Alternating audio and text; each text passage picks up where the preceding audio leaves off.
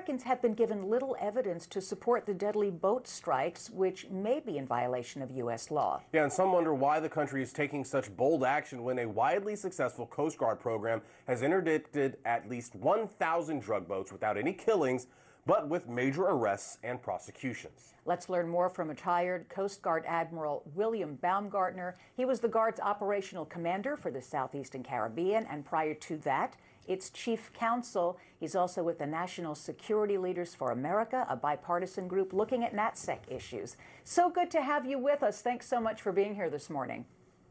Well, thanks for having me on. So before we get into the very quickly escalating situation in the Caribbean, can you explain why a program like HitRon, this Coast Guard program, is likely more effective than deadly strikes on suspected drug boats? So fill us in on the program, how it works, and why you think it might be a better option. Okay, well, briefly, what HitRon is helicopters that are deployed largely from Coast Guard cutters or Navy ships that have snipers basically on them. And when you intercept a go-fast or smaller drug smuggling vessel, they are trained to use warning shots to try to stop the vessel and then shoot out the engines. That puts the boat still in the water, can't move while the ship comes in and intercepts. You intercept, you arrest the people on board, you have evidence, you bring them back to the United States for prosecution, and then you mine them for intelligence that leads to more information and to more interdictions of other drug smuggling vessels. So that's a particular technique that's worked over the years. And it's not just the Coast Guard by itself. The whole of government participates in detection and monitoring. And more importantly, there are many countries around the world that also participate in the intelligence, sharing information, and have developed a legal framework so that this technique can be used on vessels of many different suspected nationalities and many different locations, not just U.S. vessels or in U.S. waters. What is lost by doing it the way the White House is currently, by simply saying these are alleged narco-terrorist boats, we're just going to blow them out of the water and let that be that? Well, first of all, you lose any evidence of what they were actually doing. You also lose the intelligence you would get from the people that are arrested. Probably more importantly, you lose legitimacy.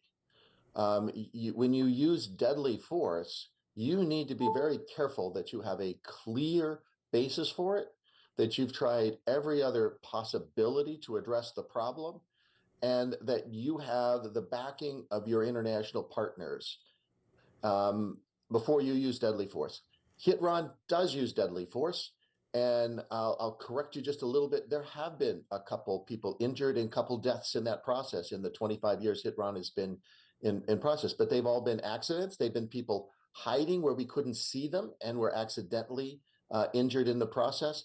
That's very different than setting out to kill everyone in the vessel and destroy the evidence and basically not know what's really happening. And of course, the administration has given us little evidence. They really haven't explained how they know who these people allegedly are. But from your experience, when you look at video of these fast boats and the people in them, is your assessment different than that in the Pentagon? Well, certainly looking at the first one, with 11 people in that go-fast boat, that is never going to be a serious cocaine smuggling load. It just doesn't happen. Usually you're looking at 2, 3, 4 people because you want space for cocaine. If you're trying to get cocaine up to the United States, your goal is to put as much cocaine on that boat as possible and get it to an intermediate destination, usually in Central America, so that it can be taken by land to the US. You're not going to put 11 people on a go-fast boat if you're serious about smuggling cocaine to the United States. Often smaller amounts of cocaine may go on a boat that's doing general smuggling, mostly smuggling people from island to island. And if you had 11 people on that boat, that's in my opinion, much more likely that most of those people were migrants, passengers. Maybe there was cocaine on board that vessel. It wasn't going to be a lot of cocaine.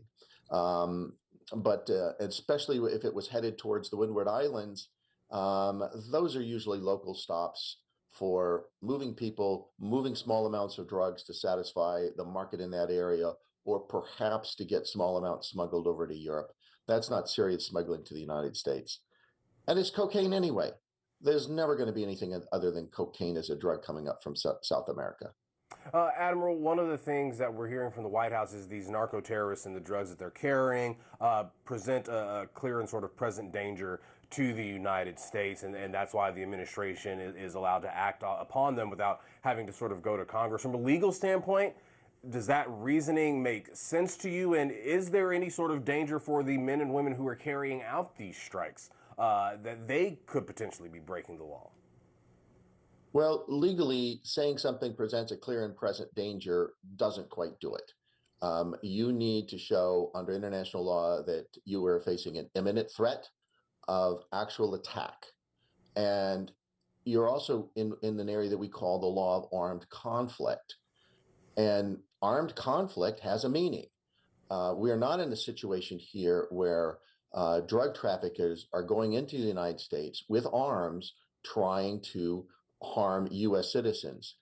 And in fact, there's a good argument that that's the last thing that they would want to do, well, other than lose money, but they don't want to harm their customers.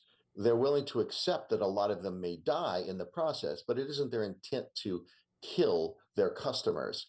So there are some problems in looking at this under the law of armed conflict and looking for a basis there. If you're looking under normal criminal law, you can only use the force that's necessary to compel compliance for somebody that you think you have jurisdiction over. And on these videos, we've seen vessels turning around.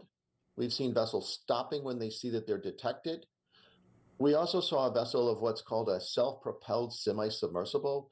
They call them drug submarines, but they're not really drug submarines. They move slowly. They're easy to intercept once you detect them. So to justify on a law enforcement scheme that you had to use a missile or a bomb to blow them up, and you had no choice but to do that, just doesn't pay. It just doesn't work. So, of course, you seem to be suggesting that this is literally overkill by the administration. What's the risk to our allies in the region and to the reputation of the United States if you think that this is perhaps, ill carried out? Well, I think there are a couple areas where there's a risk. First, look at the claim that this trade coming from Venezuela in particular is killing many U.S. citizens because of the current overdose crisis doesn't really pan out either. Fentanyl is the drug that is causing 75 to 80% of the overdose deaths in the United States. That drug is not coming from Venezuela or South America. None of these boats are carrying that drug. They're carrying cocaine. And cocaine, we have had an increase in cocaine deaths, but 80% of cocaine deaths are associated with fentanyl or other opioids. So the claim that there is a clear and present danger, especially in terms of death of U.S. citizens from cocaine coming from these countries is very difficult. Plus, Venezuela is not a major cocaine pathway, certainly not compared to Colombia or Ecuador or others. Now, so when you have a difficult factual basis for your claim and a dubious, if any, legal basis for your course of action, what this does to your allies is it really makes them nervous. It alienates them. They don't want to cooperate in a process that looks like it's not factually correct, that it is legally lacking, to be polite. That's not what they or their citizens want to be involved with. So we lose them. And we have, which is sad because we've relied upon those allies for decades to help us with intelligence, trafficking patterns, and even ships and aircraft.